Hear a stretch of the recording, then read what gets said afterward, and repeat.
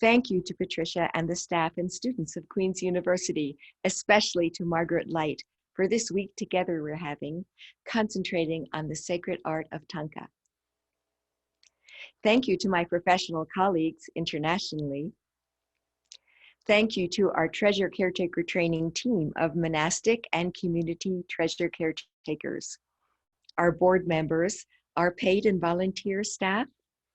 Thank you to the Buddhist nuns, monks, community members, artists, and scholars who have graciously allowed me to interview them for this research since 1970. Thank you. Thank you to our funders, many individual donors. Thank you for believing in us, and to our foundation and major donors, including the Pema Chodron Foundation, Kensei Foundation, Shelley and Donald Rubin Foundation, Shambhala Trust, the Oracle Corporation, Henry Ming Shen, and Thomas Donahue, Terrence Tai, and many, many more. Thank you.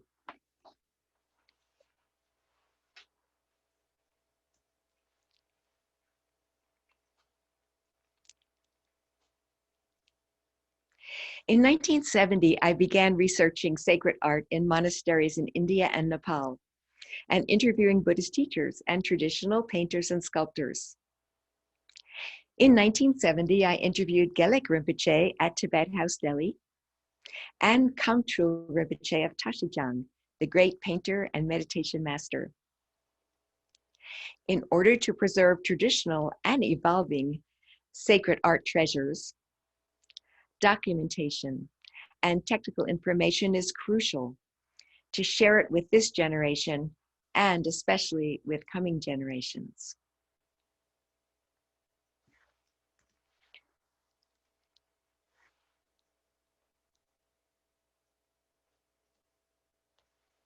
Part of my professional work as an art conservator is consultation for museums on their sacred art collections. I am called in to work closely with museum staff for conservation examination and to document and design treatments and preservation parameters for Thangkas. My interest in Thangkas began in museums in the 1950s. In my second grade public school class, took a trip on the subway to the Museum of Natural History, and we looked at their Thangka collection. That museum is now one of my clients. Let's use Thangkas as an example of empowered sacred art. Conservators work with cultural heritage treasures from diverse world religions. A discussion about sacred art is so interesting because sacred is a definition that is intangible, and yet we are dealing with tangible objects, things that are made of atoms and molecules. A big question for people on a very personal level and on a professional level is, what defines something in a material object as being sacred? Is there a line up to which it's not sacred, and then all of a sudden it becomes sacred? What kind of ceremony or whom can transform it to become sacred? Can something happen to an object during its history that makes it either sacred or that erases its sacred qualities?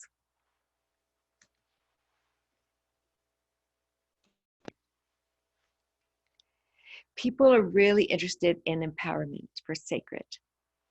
How, for example, does a Thangka get empowered to represent the energy of its deities? If there's no inscription, can you tell if it was blessed? Is a newer Thangka more blessed than an older Thangka if it was blessed by a great teacher? If a framing or conservation treatment obscures the blessing seed syllables, does that affect the strength of the blessing? Are Thangkas still blessed if they have been in a museum for a century?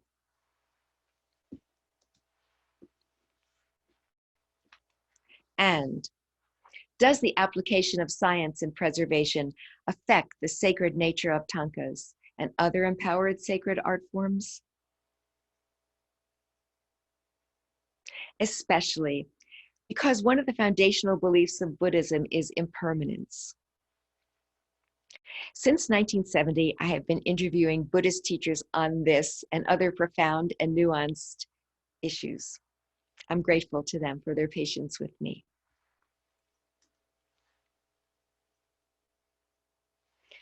I research great meditation masters who are also master painters. It's a special class of Thangkas where a master paints a Thangka from his own meditation vision. This is Kamtrul Rinpoche, the 8th, who was such a master and painter, and he was very patient answering my questions in the 1970s. I'm fortunate to have encountered such masters and that they allowed me to interview them. Over many years, I've interviewed Buddhist teachers on many aspects of the meaning and preservation of sacred art. Here, for example, is the respected scholar Gelek Rinpoche, who let me interview him for hours and hours. He was really interested in sacred art, but he's always also had a great interest in Thangka fakes, how they're made and if they are sacred. Here's the respected scholar and meditation master Trungpa Rinpoche in my studio here in Halifax. He's looking at Thangkas. He says, one needs to be aware first of the reason for Thangkas and other sacred art. Sacred art is not just for beauty. It's for teaching and developing inner wisdom and compassion. I think there's a point here because it's not meant just for decoration. In that case, a conservator is only to stabilize and not go overly beautifying old lineage treasures. Buddhist sacred art in many areas traveled with monasteries, both seasonally, as still happens in Bhutan, and to offer teachings to remote areas. The Thangka form is that of a complex composite object with wood, metal, leather, silk, cotton components, all arranged traditionally into a textile mounting, holding a central iconographic panel.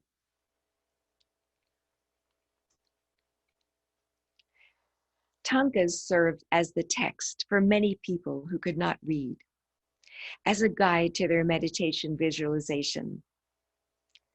The Thangka form is not separate from the world of sacred texts. They work closely together, and most Thangkas, except for the rare kind, where a great meditation master had a terma realization and could also paint it. All other Thangka iconography that you see comes from texts. The two work together. Some paintings are completely covered in text, front and back. Sacred texts are disseminated through the Thangka form, as they have been for centuries. For example, Dodrupchen Rinpoche engaged a painting master to illustrate a lengthy Buddhist text he wanted to teach. He knew that his students were too busy to read the text, but many would see the Thangka series illustrating the text, most likely in digital reproduction form. While the painter was painting this text, it took him 3 years living in the monastery. He also included a portrait of Dodrupchen Rinpoche to be included in his series of paintings for future generations. This is Dodrupchen Rinpoche, very humble, not fancily dressed, a wonderful person, brilliant scholar, and powerful meditation master. And this is the way the artist idealized him for future generations, without his eyeglasses, looking younger, and dressed in really fancy robes.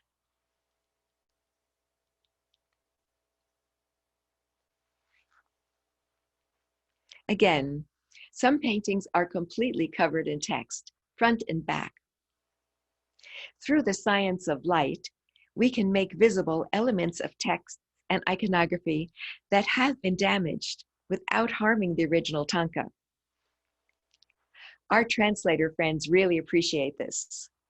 We do that with traditional texts also, through the magic of light.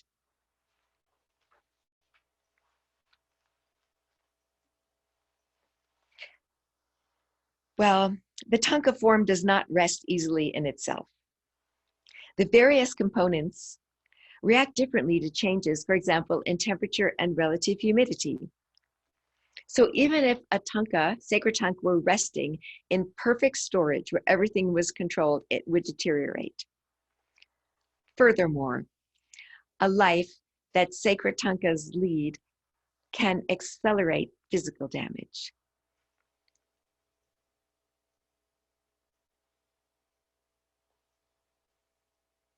One Buddhist scholar, a respected elder, is concerned about this, and he said, "The Thangka is a holy object. It's important for us. It's time for us to wake up. We're losing precious things." Everybody knows how fortunate it is to obtain precious things, and saying they are precious and that they look precious, but it's important to care more about them. There is something in the energy of the Thangkas, he says. Thangkas have blessings, and many great masters use them. This is a quote. These days, we see people disrespecting the Thangka and selling it for money. When precious Thangkas are damaged, people don't know how to care for them. Unquote. Thangka conservation in monasteries is as complicated then as the Thangka form itself. It's a complex, composite art form spanning centuries and continents and still evolving.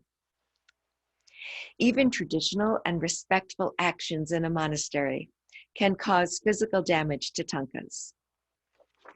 The granular surface of traditional Thangka paintings looks like this. It would be as if you were flying an airplane over a field of jewels because they're earth pigments from minerals. So instead of being made into jewelry, they're ground up to be used as pigments. So you'd be flying over the surface of this painting. It would be like flying over a field of jewels. And the grind is according to the color. You would take the blue azurite and grind it finer to be a paler color. This represents an art form that has changed through centuries of geographical and cultural migration and is under rapid change as traditional artists can no longer access traditional materials like this, and artists are exposed to digital technology. As a conservator, I endeavor to recover and preserve the original art form, as well as its evolution to a virtual form that can be accessed and utilized differently by current generations, a form that was created and exists as digital files. Hand-ground pigment suffers damage with rolling and rolling. What kind of damage will the evolution of sacred art forms suffer?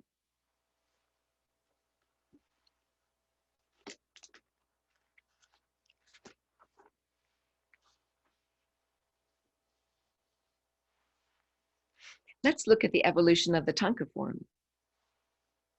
This is a traditional Thangka form, but the central panel is not a textile applique or painted. It's printed on a plastic substrate. This is a flocked velvet form of iconography that actually is different than a Thangka form, and some people really like them. And here is a purely digital representation of a great teacher. It's digital from beginning to end. So it's really important that as conservators, we understand the evolution of sacred art forms and not cling to the original as the only sacred blessed object that has validity. For example, this is a picture of the head of a monastery in Bhutan. I really liked him. He's since died. It was an important monastery. He was a lovely, warm person. He invited me to his office. Behind him is his lineage Thangka. That's his lineage Thangka. And right next to it, and he has no problem with the two being near each other, is a calendar Thangka printed on plastic with a deity. He sees no problem having them right near each other.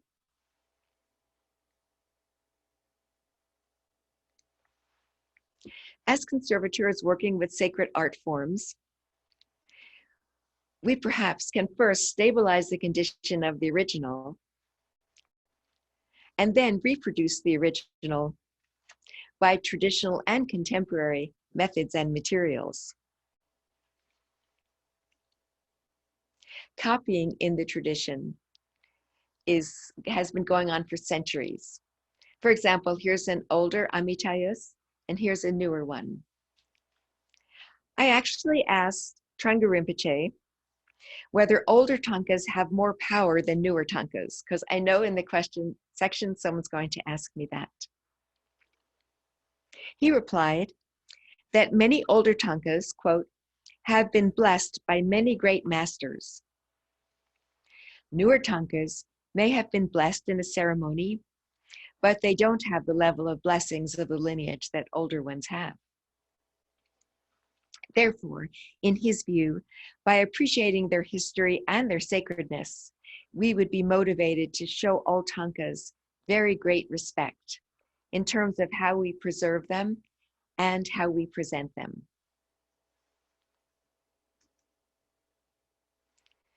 This is an evolution of a figure of the Karmapa.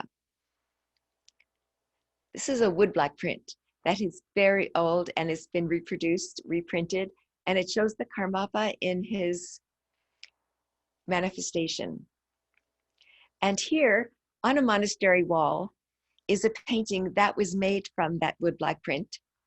And I have photographed this monastery wall painting of the Karmapa maybe over 1991 until now. So over many years to see what condition it's in. And recently, I asked a master Thangka painter to create a Thangka from this. So here's an evolution of this image from print to wall painting to Thangka. And each one is different, but the iconography has been continued.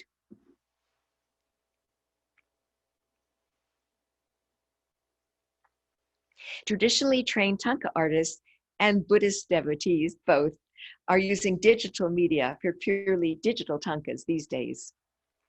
For example, a monastery in Mongolia needed a set of Thangkas to illustrate a text.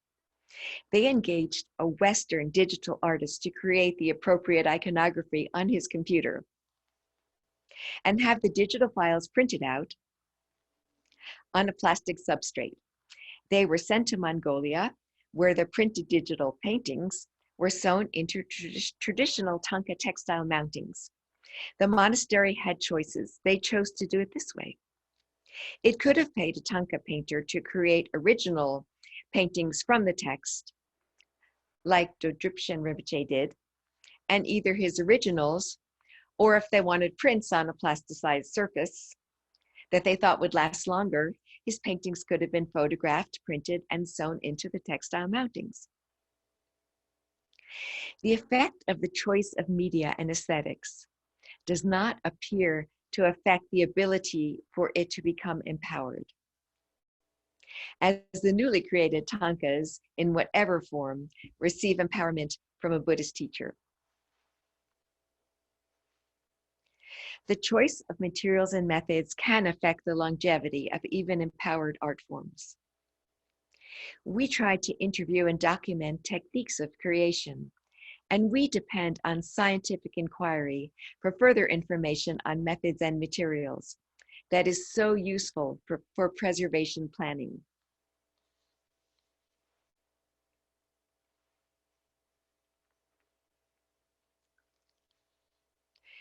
We believe in digital restoration. When the condition of an original sacred art form is stabilized, It can be photographed in high density image, and a traditional Thangka painter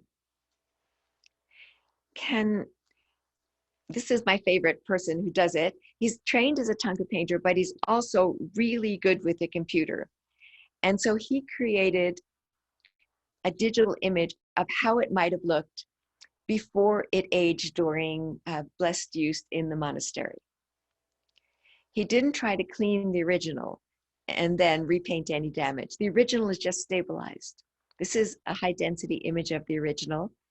And this is his digital restoration of how he thought it might have looked when it was freshly painted. And then this can be made into prints for people that want a copy of the original Thangka. It's quite interesting. I've discussed this at length with my Buddhist teachers. Perhaps this is better than trying to overclean and repaint originals. This, for example, was one of the most historic and beautiful Thangka images in a country. But it was overcleaned. It was so cleaned with water, then the original detail of the master was washed away. And then it got repainted using colors that were not original. It makes me really sad.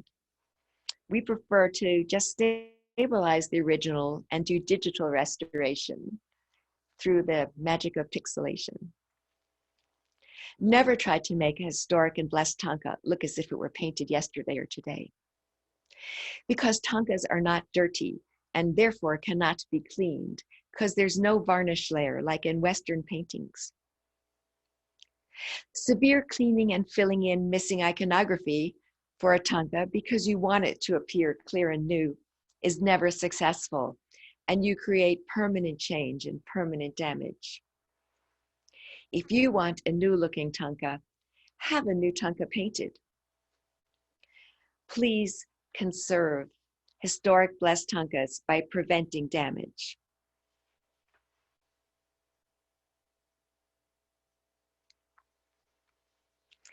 The Thangka sculptural form, because it's very three-dimensional, is almost entirely an empowered art form. Whether the empowerment process is visible, as in this transmitted light photograph here. This is transmitted light, so it's this image seen from the reverse with light coming through so that you can see the location of the blessings on it. This has blessed handprints by the 16th Karmapa, signature, scripture, and seed syllables. This is a visible empowerment, or whether the empowerment is not visible at all. For example, I've seen a great teacher walk through a room of new Thangkas. He was requested to bless them. He had some rice, he flicked some rice at them, he said some prayers, and they were thoroughly blessed without any writing on them. Empowerment is an event that changes a painting into an empowered Thangka. The thing about empowerment is that Thangkas get very damaged in their traditional and respectful use. And then you wonder, does this strength of the empowerment relate to the power of the teacher who empowered it? I'm coming up with questions that people have asked on this topic. When I asked one Khenpo, and I still do interviews, he said, quote, "A teacher needn't be wealthy and own big monasteries to empower. They only need to be a good and devoted practitioner," unquote. What is sacred? I've surveyed nuns and monks in my preservation workshops and online, and some nuns were saying, handling is respectful in monasteries, but physically damaging, since the most fragile part of the Thangka is the center. And in the monasteries, the Thangkas are gripped in the center. The painting gets damaged. This is an example of that. Again, Physical damage that may occur to sacred art forms in a monastery is done in a traditional and completely respectful way. For example, a great Nyingma teacher, he was the head of the lineage, knew he was dying. So his wish was to go visit as many remote communities as he could and meet local community members and do blessings. So I was present there. This is a very remote area, and the whole community came in to this small local temple. You can see everybody, there is the teacher in his wheelchair, and the community members were so honored to see him one last time. He was their teacher, that it did not occur to them that they were causing abrasion to the wall painting and that the Thangkas were being rubbed up against. That was not the concern. The concern was that they saw their teacher one last time. I think that's really important to mention, and that's completely valid. Another thing is that in a monastery, sacred is within and without. For example, this monk, he was one of my early students in preservation workshops. He's since died. We were visiting a remote monastery, and inside the storage area was a Thangka that was the most blessed, the most sacred of any Thangkas in the whole monastery. But it was only taken out one day a year. So he was receiving blessings from it by placing his head on the door of the storage unit. The Thangka is still sacred even though it's not on display, even if it's in storage. This caretaker is showing immense respect to the Thangkas because he's covering his mouth with his scarf so that he's not breathing on them. These are the most sacred Thangkas in his remote monastery. But you can see from a physical point of view, the Thangkas are rolled, and rolling Thangkas creates a lot of physical damage for the ground and paint layers and cracks the support, and they're kind of crushing each other with their weight. And he is also wrapping a ceremonial scarf, a kata, around them, around the painting part, which further compresses the ground and paint layers and the support. He's being traditionally very respectful.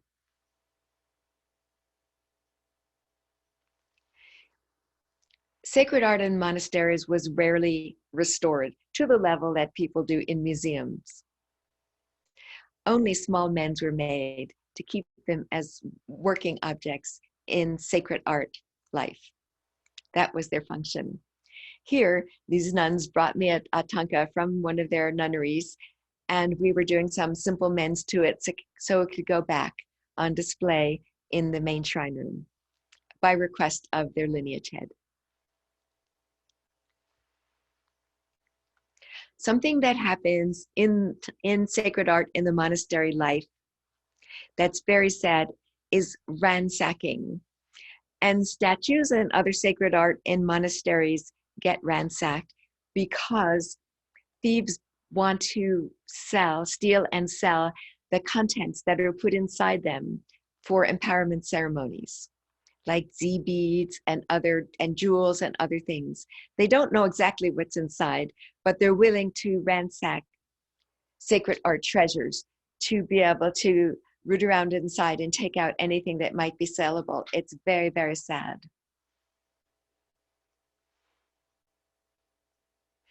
This is recent from Bhutan, and I can post this. Most of the images are mine, but I can post this because it was on Facebook for the public, showing that some youth went to temples and broke open statues because they were looking for sacred substances of value inside that were used for empowerment, like Z beads and some jewels, in order to sell them.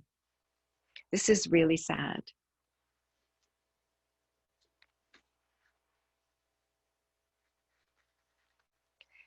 Here is vandalism. And this statue was also greatly damaged so that the thieves could get out the empowerment substances inside to sell.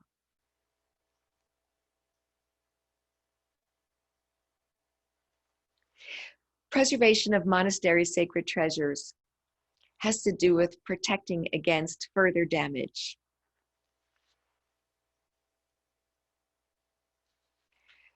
One way we do it is by risk assessment and disaster mitigation.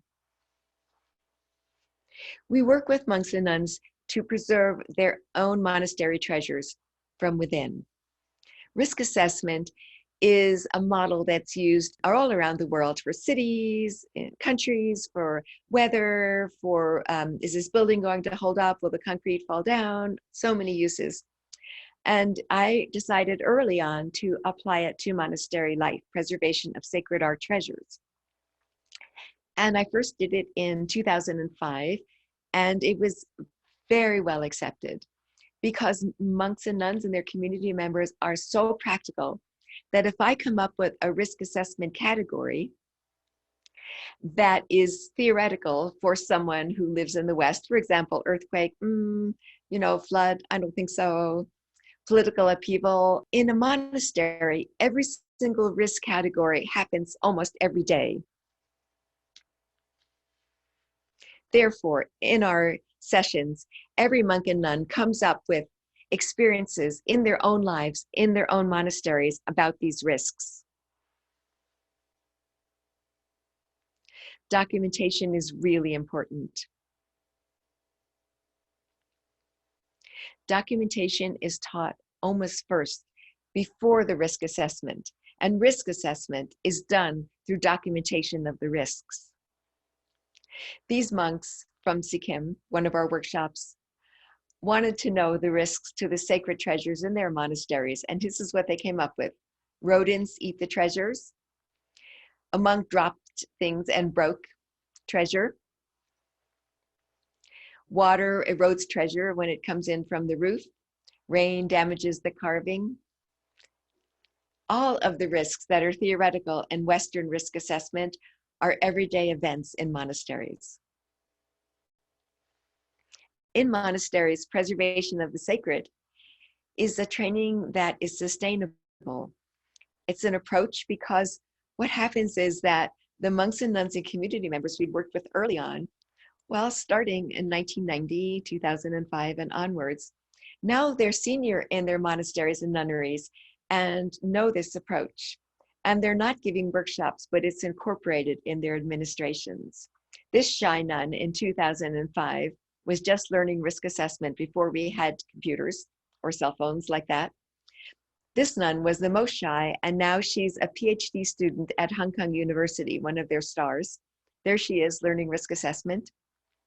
And again, this shy nun is now in our workshops teaching monks how to do risk assessment.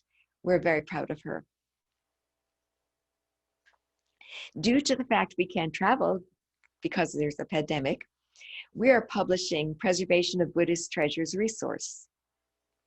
It's free and online, and it contains all of the components of our workshops, including the importance of documentation, which is done within a monastery, and therefore it's confidential.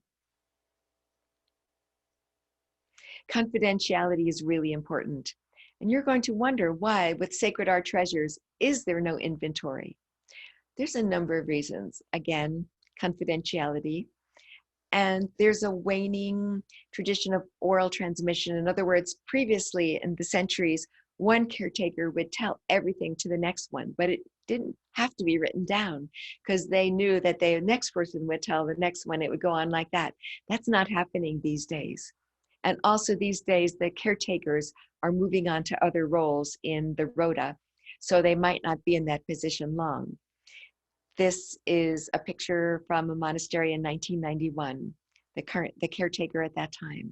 He's since died. I worked at that monastery in 1991, 2005, 2008, 2012, 2014, 2016, and I continue to offer advice. The monks know, a very traditional monastery, that they can contact me anytime. It's usually done through social media messaging, or they call me up to find out about some element of preservation, storage, display that they need to know. Including Included, and it's very important, in preserving sacred art in monasteries is video interview of the elders who hold the knowledge of the history of sacred art treasures. If you don't interview the elders, and because no one's asking them these days, then in actual fact, the history of the sacred art treasures from a monastery could be completely lost. So I went with a group of participants. We went to a particular nunnery by invitation and we interviewed everyone we could. And I didn't do the interviews because I want them to do the interviews. And he's using an old flip camera, that's what we had. And we're interviewing this nun to find out about the history of her life and about the treasures that she brought with her to the nunnery. And we came up with amazing interviews, stories about the sacred art treasures in that nunnery that otherwise had never been recorded. Emergency planning and disaster mitigation is so important to preserve sacred art treasures in monasteries. Our book, that's now free online to all monks and nuns, community members, conservators, artists, everyone, has the risk assessment chapters published currently, and the next chapter is going to be the 400 or 500 page Thangka preservation chapter.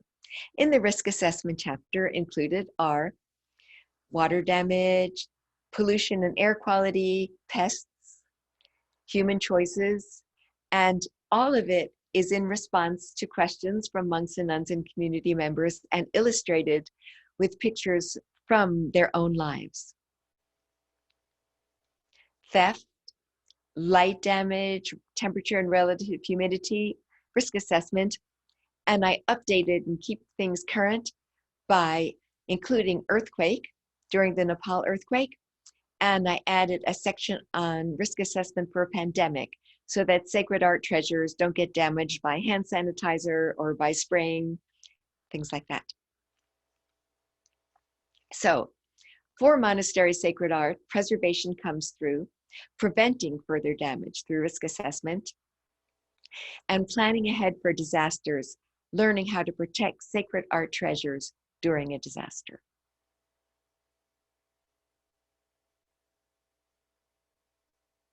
This, for example, there was no planning ahead and there was no risk assessment. So this entire monastery burnt down because there was old wiring. Everything was lost. Safe storage is so important for preserving sacred art treasures in monasteries. If you want to learn more about risk assessment for monasteries, I really suggest that you could easily view this highly entertaining and beautiful webinar that I did with Buddhist Door Global. Thank you, Raymond. And it's about risk assessment in monasteries. It goes step by step. Let's go on and discuss sacred art in the museum world. In the museum world, sacred art encounters non-traditional aesthetics and presentation combined with the benefits of the museum approach to preservation. But is it still sacred if it's out of the original context? What do you think? I've asked many teachers about whether, for example, previously restricted images only available to see with transmission are now readily visible for everyone in museums. Do they still carry their original empowerment? The general agreement is that for non-Buddhists, there's what's called the seed of liberation, which is planted to the viewer just by the virtue of looking at a blessed Thangka. It's different for Buddhists. However, by contrast, in a different tradition, a respected Innu elder said, and this is a quote, "When carvings are in non-Inuit homes, they have absolutely no power, just as the carver has no power over the spirits who inhabit the carving." From a physical point of view, some museums take excellent care of their sacred art. For example, this is the Rubin Museum, which takes really good care of its sacred art, and this is an excellent storage area. This is used by permission.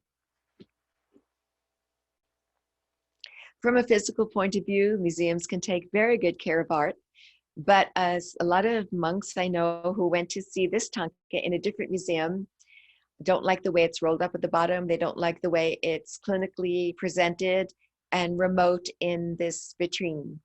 And they wonder what this is. It's actually monitoring the environment inside the case. But it has been seen as disturbing, and also that the ribbon is often angled like this. So it's a matter of opinion. Also, not everything in a museum is appropriate for sacred art. This is what's called open storage in a museum of Asian art. And the Buddhist statues are on floor level, and there's a lot of controversy about this for sacred art. It's really interesting for exhibits. For example, recent innovations in museum display are quite interesting in the presentation of sacred art. Not only as venerable historic objects, for example, what is real and what is not real, but what we're doing with digital advances, so to speak. This gentleman is at an exhibit at Hong Kong, and he's looking at a real artifact. It's actually real. And we're wondering if this is empowered. These young women are looking at a wall painting from a cave temple, which is totally a recreation of it, done to perfection, really done well. And it's labeled as such. They did not rip it out of the cave to put it in the museum. This is a reproduction, and it's just done beautifully. And then the same exhibit has digital projections of different deities, like these apsaras, offering deities, flying around the exhibit. And you do wonder if a Buddhist teacher would say that these are empowered or not. It's interesting that the beginning of conservation was a hands-on discipline. But now we have the increased use of sophisticated analytical tools and routine use of the digital toolbox. But now, profound mixture is found in museum exhibits of original objects, digital recreations, virtual reality, the permanent and the impermanent, including formerly blessed objects, and they were highly empowered, and they're mixed with the newly created.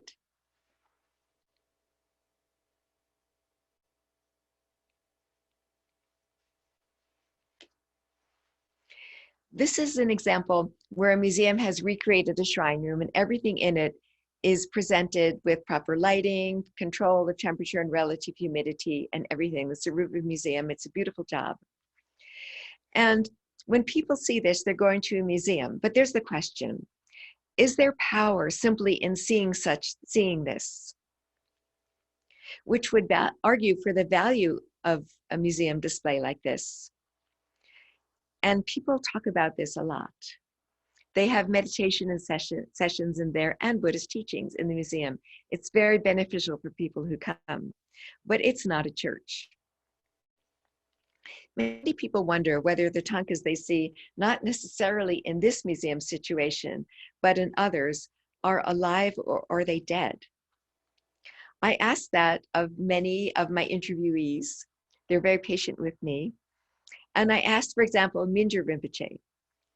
And he said that the Thangkas carry the blessing, quote, until the four elements, fire, wind, water, or earth, destroy the image. I asked if there was method for removing blessings from Thangkas.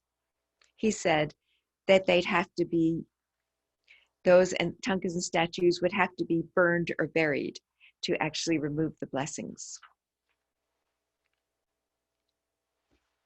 The sacred in the home and workplace. Unlike in a museum, Thangkas and other sacred treasures are an active part of our family and workplace culture, meant to be used and enjoyed. At home, at work, and in the hallway.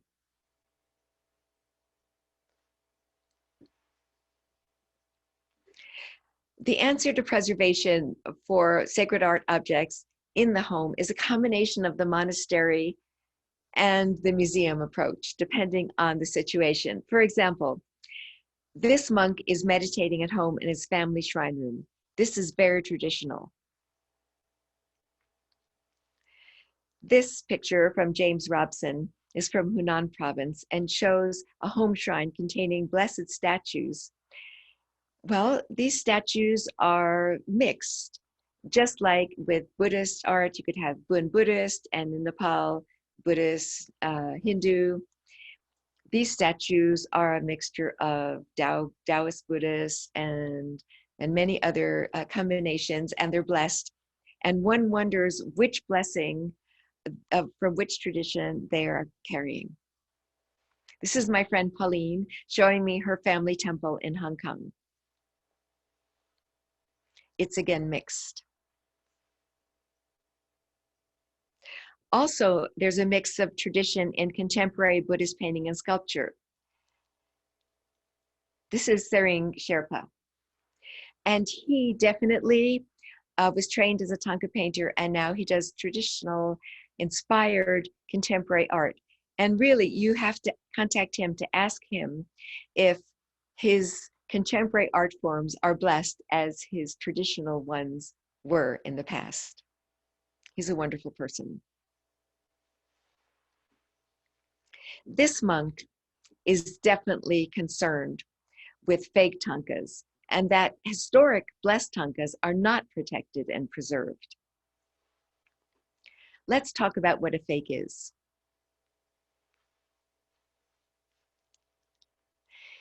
Well, we have this totally examined by advanced science, but there's a story with it. This was sold to me as a fake.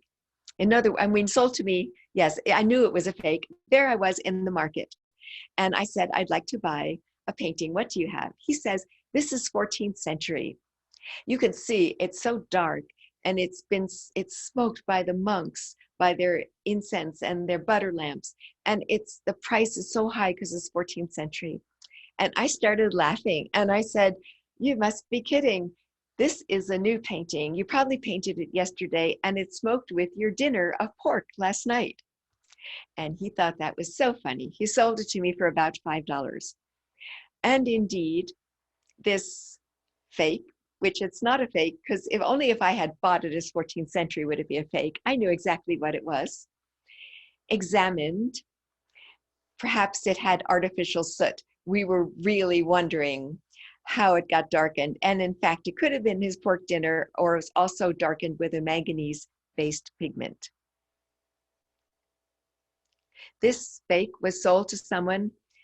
It's painted on a bed sheet, but she was told that the monks had to sell their most valuable Thangka treasure to buy food. And wow, was she taken? She paid thousands for it. And this fake was sold to someone who has no accurate iconography. As a conservator or as a collector, how would your approach differ for a Thangka fake as opposed to an empowered object? And yet, as I explained, the story of the Tara Thangka that was sold and created and sold as a fake, it eventually became empowered because it was used as a Tara Thangka in a huge blessing ceremony. And I explained to the teacher that it was made as a fake, and he didn't care. So it became vastly empowered because it was the main power object in a huge blessing ceremony, the fake that was smoked with the pork dinner. So who's to say? That's why scientific investigation is so important. Let's go quickly through the scientific investigation into this Karmapa Thangka. It was given to me by a Buddhist teacher. This is how it came to me.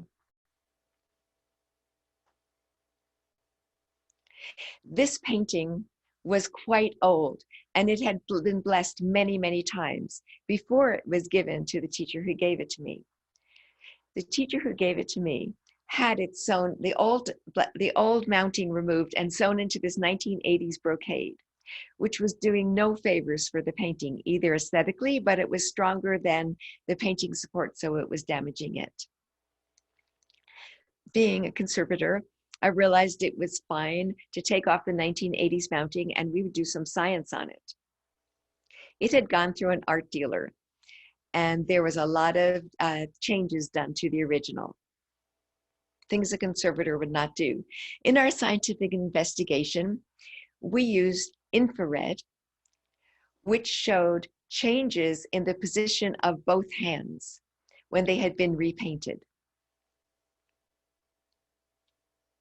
The infrared also revealed to us the artist, the master artist's original drawing.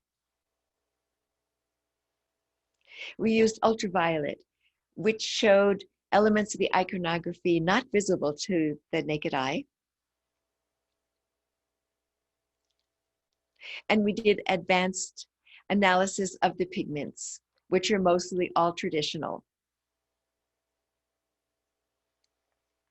This periodic table shows the colors that we analyzed on the painting in the periodic table. In other words, the majority of the color of these colors would be the blue. This would be what the blue was made out of. This is what the green was mostly made out of. And this is where the traditional colors came. They were like jewels.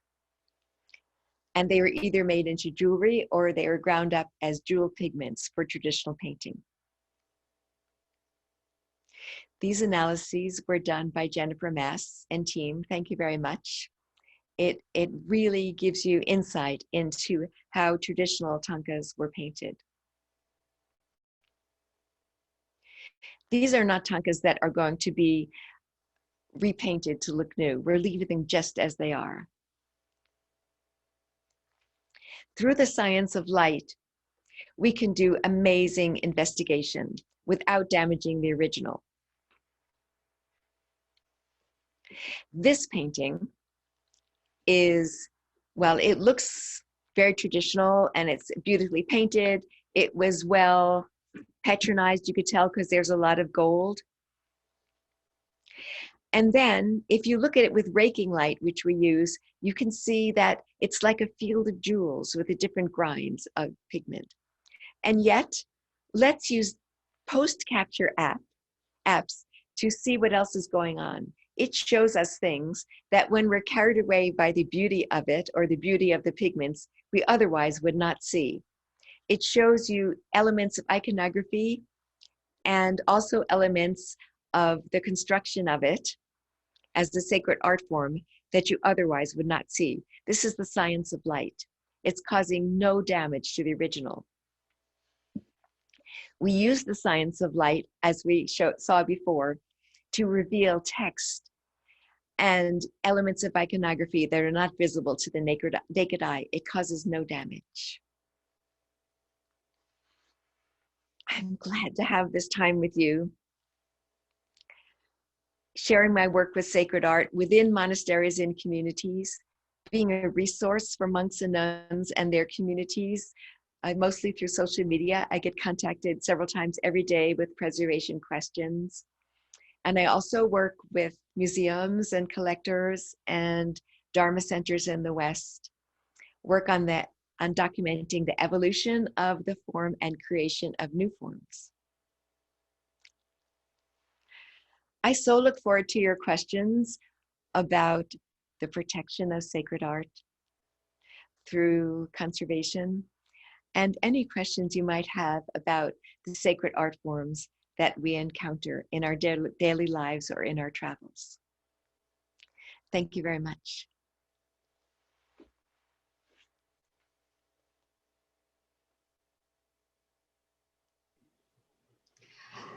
Anne, thank you so much. That was wonderful. And I'm sure that everybody else is silently clapping and applauding away. And in fact, we've had some excellent questions coming through the chat.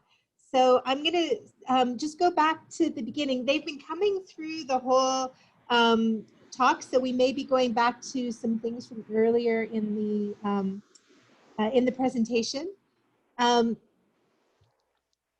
Michael O'Malley, he's asked, Do Thangkas that are older and that have received more numerous blessings mean that they embody a greater sacred quality? Yes, that's a question that only Dharma teachers can answer. And I have asked it. And there is a range of answers.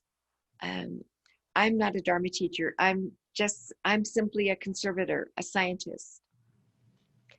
And so on that level, I can only respond with my research of what people in the know have said. And generally, the answer has been somewhat yes. Well, thank you. And And Michael, that's why documentation of the history of a sacred art object is so important within a monastery, because then you would know, you would be able to record that this originally came from this monastery. It was blessed by this teacher to begin with, and then it was used in these abhisheka ceremonies, and then it was blessed again, and this other great teacher used it in a ceremony, and then it was blessed by another teacher. And the thing is that often that is invisible. So unless you go to the trouble of interviewing the elders about the sacred art in the monastery or nunnery and community, that history will be lost, because there's nobody's asking, and there isn't oral transmission going on as it was for centuries. It's so important to answer your question and to preserve the history of the blessings of sacred art objects, to do those interviews. Take out your phone and interview your elders. It's very important. um, thank you. That's a great answer. We have a question from Ashling Mackin, and she said, Anne mentioned that Thangkas are not dirty. So is the soiling seen as integral to the life and history of the Thangka? Oh, you use the word soil. I think that we prefer to use the word evidence of historical use. It's the object as it is, and as a result of how it was used as a sacred art form. It's also the object as it is, as it was stored and handled in the monasteries, and so you have the damage. But it's never successful to take a painting, for example, that has no varnish layer and that has been darkened with a combination of butter, lamp, grease, and incense grit, which goes through the layers, and pretend that you're going to clean it without doing great damage, because there's no varnish layer. So that's not successful. So that's why we don't want to remove any evidence of use in sacred art, sacred ceremonies. For example, some people think that specks on a painting are fly specks and they should be picked off, when in fact they might have been the offering substance offered by the chupan during a blessing ceremony. So one has to be really careful placing the stiff and unrelenting aesthetic judgment of perfection that we've learned through Western oil paintings onto the physicality of an art form that is made totally differently and has led a different life. Wonderful. Okay, we've got a question from Maria Pereira, who says, hello, I was wondering, how do you store the Thangkas, hanging or laying? And what is a Thangka considered before the blessing? Is it just an illustration? And a third question, I can go back over these again. And who is allowed to learn to create Thangkas? Could I, for example, become a Thangka master? You could become a Thangka painter. Whether you become a Thangka master really is not up to you to say. I mean, honestly, I couldn't say if you could ever become a Thangka master. There are even online lessons in Thangka painting. For me to learn Thangka painting, I learned in the 70s from a family of master Thangka painters. They actually were Thangka painting masters. If you go on Facebook, there's Thangka painting groups, and a lot of people are learning to paint Thangkas, and that's excellent because they're becoming familiar with the iconography, and the tradition continues. It's not for me to say whether you could become a Thangka painting master. But yes, you could certainly learn to paint them. And I think it's a wonderful thing to do. Actually, although the traditional techniques are have to change with what's available, the materials are available, so the methods have changed. Um, there are definitely more traditional teachers and less traditional teachers, and then you could learn to do digital Thangkas. And as for the second part of your question, according to all the people I've interviewed, yes, it's just a painting until it's empowered. And there was a question about whether they should be stored hanging or laying flat. Laying flat if possible. The ideal storage was one I showed you with that image from the Rubin Museum, their storage of Thangkas. And it's an ideal that is hard to reach for even many museums. And certainly it would be wonderful for every monastery to be able to store their Thangkas like that, in that it would be like a map case with one Thangka per drawer, flat. But it's, that's the ideal. I showed it because it's the ideal. Flat storage like that is far better for the Thangka form. Thank you. And Nikita Kuzmin said, thank you for such a fascinating lecture. I am interested in the function of the curtain above a Thangka. When should it be hanged down? When should it be lifted up? What are the functions of the two red strings that are hung over the Thangka? Thank you.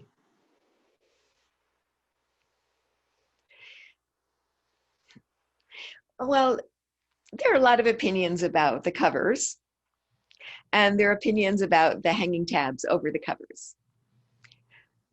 One practical explanation is that there was a lot of dust, and the cover covered the Thangka to keep the dust out, and those hanging tabs they have sometimes slight weights in the bottom, they kept the cover down. Another explanation is that if you have not received the empowerment and teachings to see a certain deity, then you really shouldn't be viewing it. And therefore, if you were to go to a monastery or visit a Buddhist teacher and that image of the deity was visible in a Thangka, they might put the cover down so that you would not view it because you weren't really entitled to see it, because you hadn't received the empowerment. So there are different explanations for the cover. Yeah. From Rachel is a question, when a Thangka is empowered without any physical sign of this, how is the knowledge of the empowerment or degree of empowerment passed down within the monastery? Is it done orally? Yes. And we're hoping that oral transmission continues.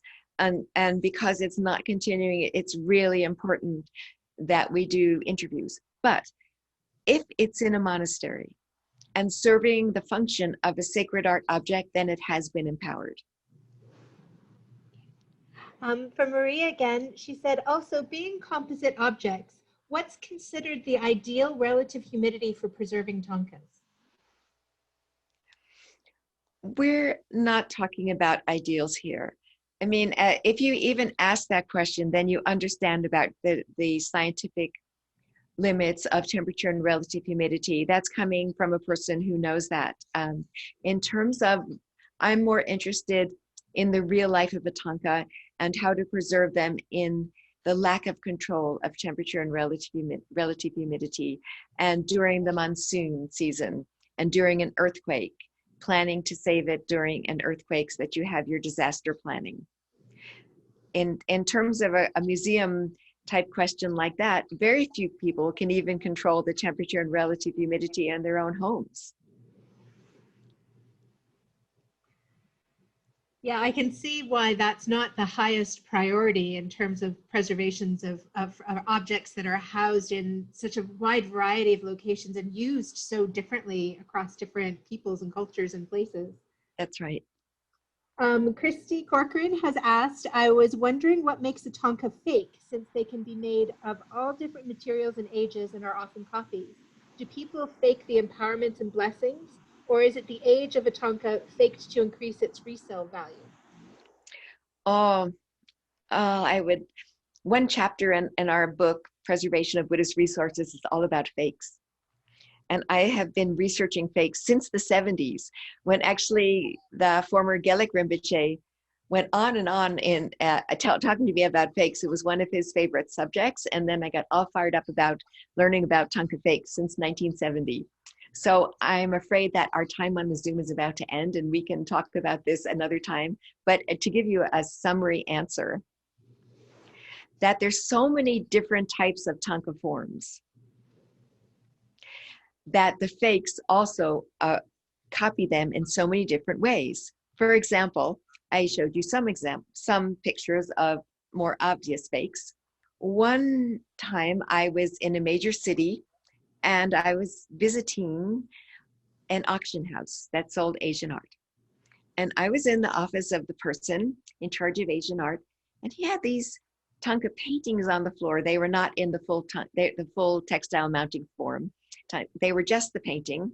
They weren't in the form, as you can see behind me, which is the full Thangka traditional form. And I looked at them and I could see that they were fakes, and they were being sold as 1400s. And I was kind of flabbergasted, because it wasn't my place to say, wow, what are these Buddhist paintings doing on the floor? And you're selling them as 1400s, but they're obvious fakes. And so you can have fakes, and it's defined as a fake only because it's sold as something it's not. You can have a fake in the high price market, or you could have a fake painted on a bed sheet sold to tourists. It's the whole range. And remember, that small Tara painting that was sold to me, when, as a fake, he tried to sell it to me as 1400s, but we laughed. He sold it to me for about $3 to $5, and it was smoked with his pork dinner. That painting, that was made to be a fake, and he tried to sell it as a fake, but it ended up being highly empowered by a very qualified teacher and the major power image in a big empowerment ceremony for thousands of people. We have a bunch of questions left. And how many more would you like to answer? Maybe just one. Maybe just one. Well, I'll ask a question about process, and then maybe if you can bear one more after that. There's a interesting one that's more about ethics, I think. This question is about process from Kaylin Sayre. From the Thangka paintings on woven cotton, is it common or uncommon for ground layers to be applied? Traditional Thangka painting technique has application of ground on both sides. It was a process in itself, the application of the ground on both sides. There was one layer applied, and then it was polished with a stone or shell, and then another layer applied and polished. It was a process in itself. Usually, traditionally in a workshop, the apprentices would do that. So the application of ground was fundamental for the successful completion of a traditional Thangka painting. Absolutely fundamental that the ground layer was applied and polished properly. And that's the reason, that's one reason why we have Thangkas from centuries ago, because the ground was applied that way. And another reason is because, from a technical point of view, the yakai glue that was used in preparation of the ground and the paint layers was highly distilled by the apprentices. In other words, it wasn't something that you go to the art supply or the corner store and buy hide glue of indeterminate origin. No, they knew where it came from. As a matter of fact, years ago, I interviewed, well, he was a Rinpoche, a high Rinpoche, a high meditation master. And as a child, he had been sent to learn Thangka painting. He was a vegetarian. And his job as an apprentice as a child was to make the hide glue and to distill it. And he told me how revolted he was with the smell of the glue and how difficult it was to go through all those processes from regular hide glue down, distilled, till you've got an absolutely beautiful workable form of the hide glue that was meant for use in both the traditional grounds, again applied on both sides of the support, and in the paint layers. So it is through the proper and skillful application of ground to the painting support and the use of really refined hide glue that the paintings have come to us through the centuries. I'm not sure that the acrylic ground layers that are being applied now, and not even on both sides, which is traditional, and the acrylic paint layers will last centuries. I'm just not sure about that. We will see. I guess time will tell, won't it? There are lots more questions, and I'm very sorry if I didn't get a chance to get to yours. We have had Anne talking all day with our program, so so I'm not surprised that she's ready. She's ready to wind up. So I just want to say once again, thank you all for attending. It was wonderful to have you here, listening to the lecture and asking all your really great questions. And Anne, that was wonderful. Thank you so much for sharing your experience and your knowledge and your enthusiasm and love for this topic. We appreciate it so much. Thank you. All right, I'm gonna stop recording and end the event. And thank you again. If anybody does have any follow-up for this, please do email me directly. My email is on the Queen's website, but it's p.smithen@queensu.ca. And I'm happy to either pass your inquiry on to Anne or to do my best to answer it myself. Thank you so much, everybody. Thank you. Goodbye. Thank you.